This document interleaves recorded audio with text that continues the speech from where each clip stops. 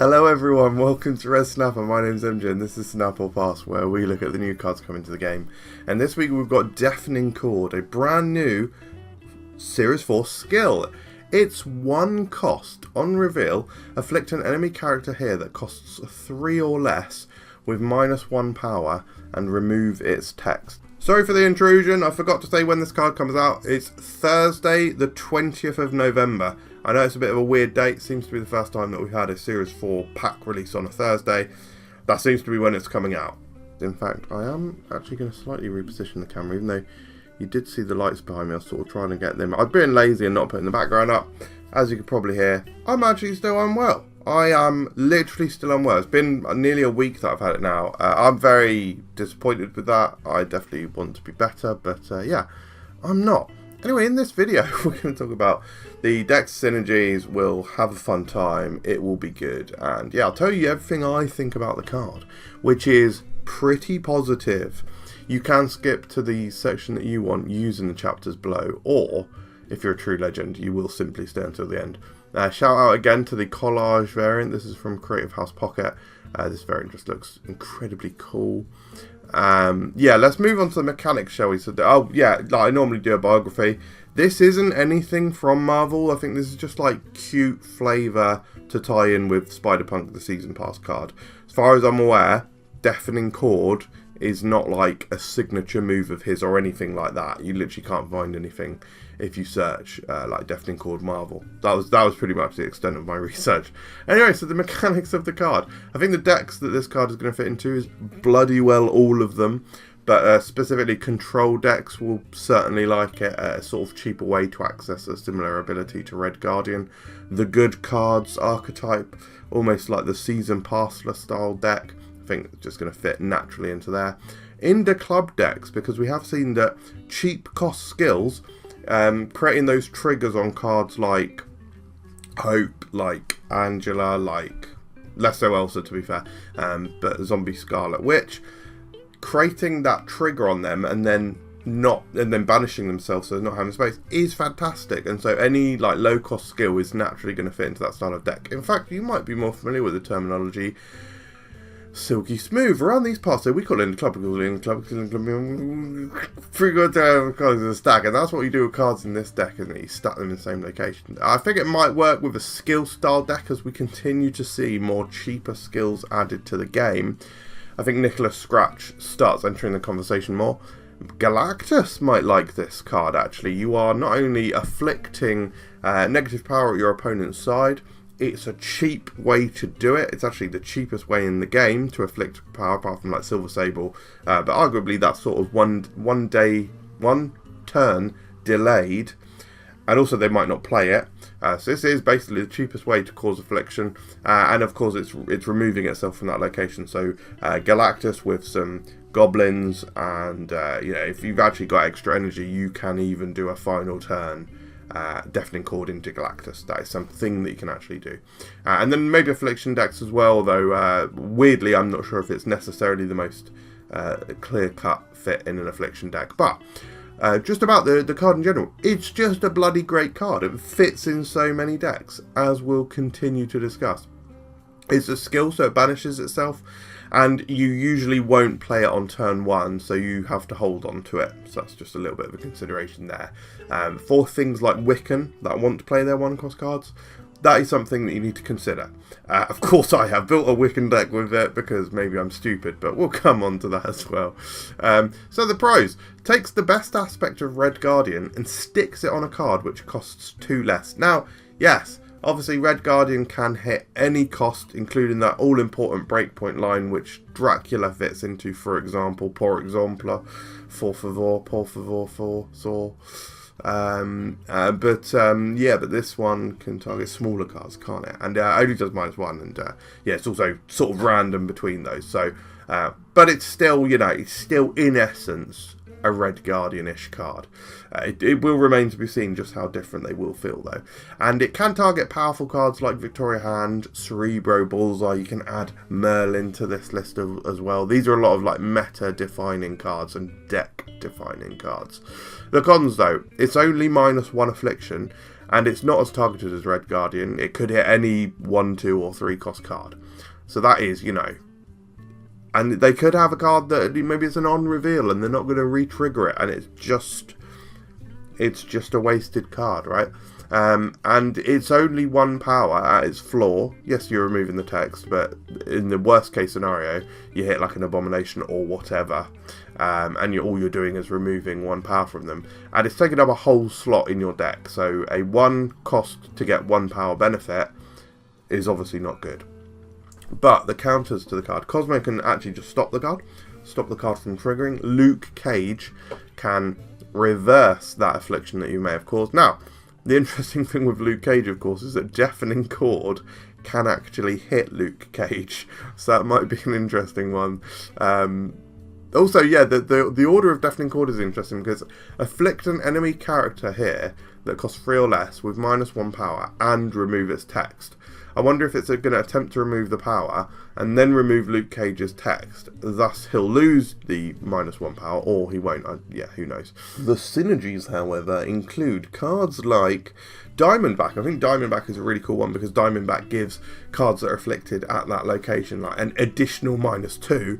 It makes Deafening Chord like a -3 power play. So yeah, that for a turn 4 I really like, or just as a surprise sort of turn thing. I think is good. Of course, Diamondback is more beneficial from when you're playing an affliction deck and doing multiple afflictions, but it's an interesting one to consider. And then maybe a high evolutionary powered up version of Abomination, making him cheaper. It's a good, quick, easy, cheap way to make Abomination a little bit cheaper, maybe. If you're not running like Hazmat and you've only got location-based afflictors like US Agent, like Man Thing, like stuff like that. It's another way to get them cheaper. Cool. And then we have already spoken about the Indie Club archetype. So I think the decks that I've come up for you, not RJ, fell shower. RJ, fell shower. I don't actually feel mind-blowingly bad, but yeah, I am getting quite bored with it now because it has obviously been well over a week, slash significantly under a week. No, to be fair, I actually started getting ill 1 week ago today. Anyway, so this first deck I've got with you is called Sly Evo. Yes, I've made a budget high evolutionary deck because Deafening Chord is just a Series 4 card. The only Series 6 card, Series 5 card in this deck is high evolutionary. Now, this style of deck is relying on the duplication of She-Hulk or Abomination, and then hopefully before those turns, if you're skipping a turn, well, you either skip turn 5 if you're doing She-Hulk, or you do like Hazmat on turn 5 to bring down the cost of Abomination to mega levels. In fact, you could have Moon Girled on 4. Turn 5, you might be in a privileged position to do like a Hazmat 2 Deafening Chords, and then the final turn you bang out loads of free Abominations, and yeah, She-Hulk, like stuff like that could be good. The rest of this deck, fairly self-explanatory. Next one, however, is called Good Chords, because this is a good cards deck, and this is a good pun for once. It's a serviceable pun for once. But we've got. I spoke earlier about like how Deafening Chord in Wiccan deck maybe not a good idea because you want to play it, and you can't really play Deafening Chord on turn 1 unless you've got priority, and it's like there's just not many situations where you would ever play Deafening Chord on turn 1. So in this deck you play Quicksilver. You're running Quicksilver, and then hopefully you pull one of your important 2 costs. In this particular version of this good cards deck, I've got a number of cards which generate cards, so Hawkeye, Kate Bishop, Iron Patriot, and Agent Coulson. We can shuffle those back into our deck with Merlin to get some extra power. We've got Zombie Mr. Fantastic to generate a horde, and also at the end of the game, maybe give a couple of our created cards some extra juice, because we might have created cards from Hawkeye, Kate Bishop, Iron Patriot, or Agent Coulson. And then hopefully we get the Wiccan line, we make the extra energy, we cobble something together with the Coulson card, or the arrows and the speed, and then at the end of the game we Doom, or we Eliath, and we activate Zombie Mr. Fantastic, and it's all just a good time. They're all just good cards, basically, is the point of this. Right, so, my star ratings, I've gone heavy-handed, guys. I have gone heavy-handed. It's not often I bust out the 6, but I do think it is a 6-star card overall. I think, I will obviously explain this, but I think from a fun perspective, I don't know, guys. I mean, Red Guardian is obviously a fantastic card. I'm not sure I ever feel really that good about playing it. Now, obviously, there are players who like disrupting the opponent. I do like disrupting the opponent via like a scream deck or something, but something about disrupting your like removing your opponent's text and just ruining what they're doing is just not fun to me. Like, I don't know. So I don't know. I think this is kind of like, as for me personally, this is like as little fun as it gets. I could see this being a 6-star fun card for someone else. For the archetype though, 6 stars because it's just a good card, and I truly do believe it fits in a lot of stuff. And from a competitive standpoint, I think we'll 100% see this in meta, just because I think it's a brilliant card. Am I overcooking this? It could come out, and it could be feeling so different to Red Guardian that I've been indoctrinated by Red Guardian and just be like, removing the text and knocking up the 2 power on the lowest card. Like, it's so good. And it might be that element of consistency and targetability with the Red Guardian that makes it so good. Who knows? I could be completely wrong here. But I would be surprised if it's less than like a 3-star card, right? So yeah, here we go, guys. It's between 3 stars and 6 stars. Spin the wheel. No, I don't know. Good. But yeah, ultimately, obviously, I do think it's a snap. I don't think I actually said when it's coming out, which I really should have done. In fact, I will literally just need to add this at the beginning of the video. Let me double, because it's on like a random, I'm pretty sure it's on like a random, yeah, it's coming out randomly on a Thursday. I think it's the first time we've had like a Thursday Series 4 pack drop. Let me just add that at the start of the video. Anyway, so yeah, back to me. Thanks for the watching. Thank you for the watching. Please, if you got this far, leave a watermelon on this video in the comments. And I bloody well thank you for joining us. We've got a couple more cards coming out this season, like Hydro Man and the Prowler, which I'm really excited to do the videos on. I really hope I'm fully better for the Hydro Man video. The Hydro Man video means a lot to me. If you know my little story from Thorpe Park, basically I found some weird random Marvel figures at Thorpe Park earlier in the year, which they shouldn't have been on sale there. Like, they have no relation to anything, and they were just from magazines. They were free gifts from magazines. What they're doing as prizes in a Sideshow arcade, I've got no idea, but I picked them up. It was Dormammu and Hydro Man. Yeah, so... And sorry, it's more than my connection to Hydro Man is more than just I won a toy once, right? I just love Hydro Man. I love Spider-Man villains. I love cheesy Spider-Man villains. I love the Z-list Spider-Man villains. Hydro Man is absolutely one of my favourites, and I love his ability in the game.